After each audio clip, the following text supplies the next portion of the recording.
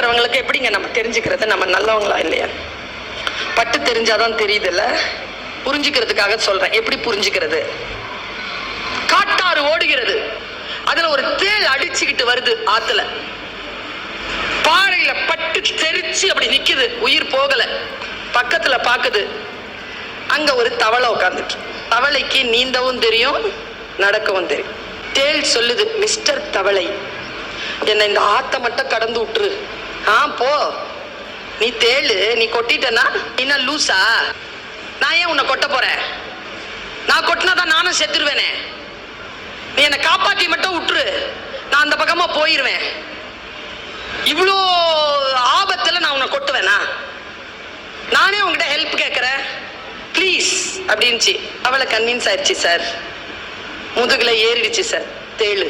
அடு ஆத்துல தண்ணி தழும்புது, 2 அடியில ஆறு கடந்துருச்சுங்க, கட்டிருச்சுங்க தலையில டொங்குன்னு. இப்போ தேள் முழுகுது, தவளையும் முழுகுது. நாம இல்லைன்னா தவளை. நாம என்ன சொல்லுவோம்? டைலாக நான் சொல்லவா?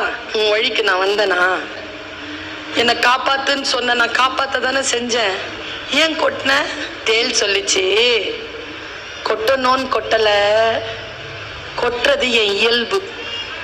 உனக்கு ஹெல்ப் பண்ணி எனக்கு இந்த சாவு தேவையா அப்படின்னு சொல்லிட்டே மூழ்கிருச்சு. தவளைன்னு சொன்னது நாம, தேள்னு சொன்னது நாம. நாம தேள் இல்ல, நம்மள பெத்தது, நாம பெத்தது, நமக்கு வாச்சது, அந்த வாச்சதுக்கு வாச்சது, வேலையில வந்து சேர்றது, சேர்றதுல வந்து சேர்றது, இது எல்லாம் தான் அந்த தேளு.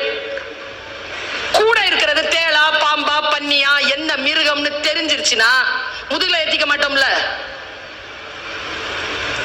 இவ்வளவுதான் நான் கத்துக்கிட்ட பாடம். நீ எங்க இருக்கிறியோ இரு, கூட நடக்கிறியா நடு. இந்த உலகம் தேளுக்குமானது, தவளைக்குமானது. என் முதுகில் ஏறிக்கொள்ளாத. இந்த தெளிவு இருக்கின்ற பொழுது வாழ்க்கையில் சில கவலைகள் தீரும். உன்னை விட உன்னை மற்றவர்களால் காப்பாற்றி விட முடியாது.